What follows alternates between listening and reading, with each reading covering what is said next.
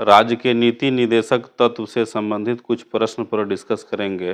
राज्य के नीति निदेशक तत्व में भारतीय संविधान द्वारा यह बताया जाता है कि सरकार को क्या क्या काम करना चाहिए जिससे कि लोगों का भला हो सके, लोगों का कल्याण हो सके। तो इससे संबंधित जो प्रश्न है उसके ऊपर डिस्कस करते हैं। पहला प्रश्न है कि भारतीय संविधान में राज्य के नीति निदेशक तत्व directive principles of state policy किस देश के संविधान से लिए गए हैं? तो यह जो लिया गया है राज्य के नीति निदेशक तत्व को आयरलैंड के संविधान से लिया गया है। बाबा साहेब भीमराव अम्बेडकर ने दुनिया के सारे संविधान को पढ़ा और उसके बाद उस संविधान में जो जो अच्छा चीज़ था उसको भारतीय संविधान में ऐड किया गया। तो प्रश्न था कि भारतीय संविधान में राज्य के नीति निदेशक तत्व किस देश के संविधान से लिए गए हैं? तो इसका जो सही आंसर होगा आयरलैंड से। नेक्स्ट प्रश्न है कि भारतीय संविधान में भारत के नीति निदेशक तत्वों का उल्लेख किन अनुच्छेदों में किया गया है? तो भारतीय संविधान में राज्य के नीति निदेशक तत्वों का जो उल्लेख है वह अनुच्छेद 36 से 51 में किया गया है। अनुच्छेद 36 से लेकर के अनुच्छेद 51 तक में राज्य के नीति निदेशक तत्वों का उल्लेख किया गया है। अगला प्रश्न है कि संविधान में राज्य के नीति निदेशक तत्वों को शामिल करने का प्रमुख उद्देश्य क्या है? संविधान में राज्य के नीति निदेशक तत्वों को शामिल करने का प्रमुख उद्देश्य क्या है?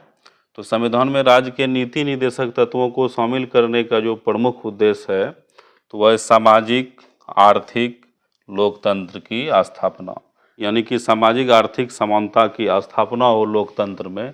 तो इसके लिए राज्य के नीति निदेशक तत्वों को शामिल किया गया है। अगला प्रश्न है कि नीति निदेशक सिद्धांत हैं। तो नीति निदेशक सिद्धांत हैं तो ऑप्शन नंबर ए है वाद्य योग, बी है वाद्य योग नहीं, सी है मौलिक अधिकार और डी है उपरोक्त में से कोई नहीं। तो नीति निदेशक सिद्धांत जो है वह वाद्य योग नहीं है। इसको जबरन अदालत में पेश नहीं किया जा सकता, यह वाद्य योग नहीं है। नीति निदेशक सिद्धांत तो वाद्य योग नहीं है। सरकार के पास पैसा रहेगा तब ये नीति निदेशक को लागू किया जाएगा, नहीं तो नहीं लागू किया जाएगा। इसको कोर्ट में नहीं घसीटा जा सकता है, यानी कि नीति निदेशक सिद्धांत वाद्य योग नहीं है। अगला प्रश्न है कि निम्न में से किसने नीति निदेशक सिद्धांतों को बैंक की सुविधानुसार देय उत्तर दिनांकित चेक कहा?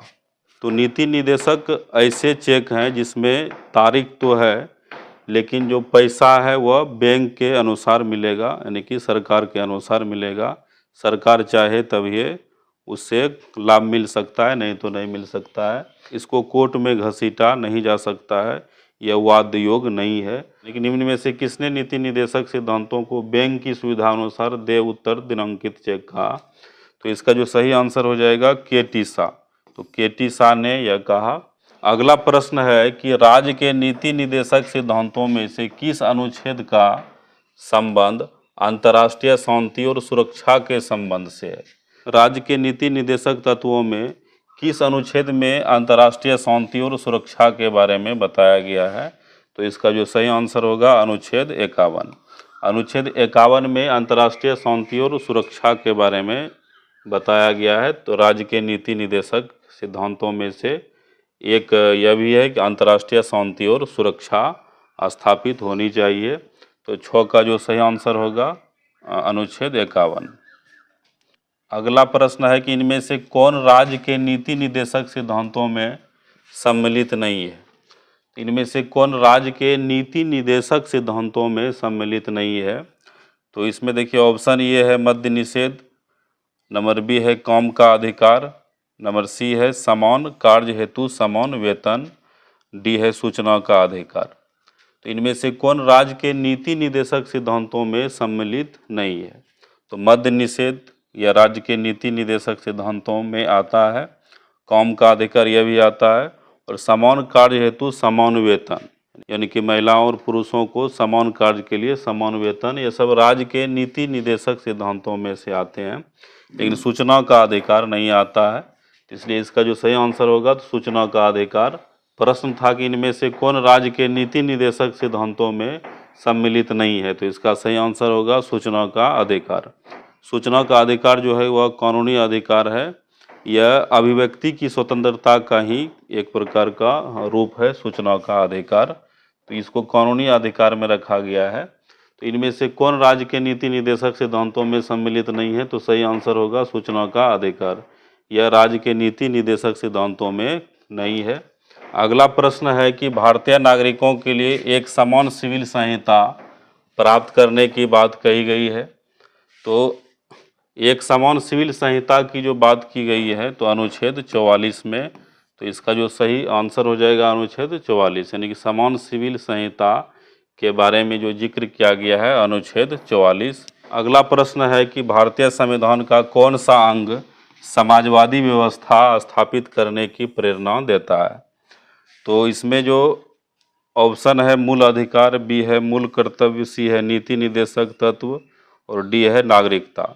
समाजवादी यानी कि आर्थिक समानता, सामाजिक समानता और राजनीतिक समानता। यह जो प्रेरणा देता है तो राज्य के नीति निदेशक तत्व।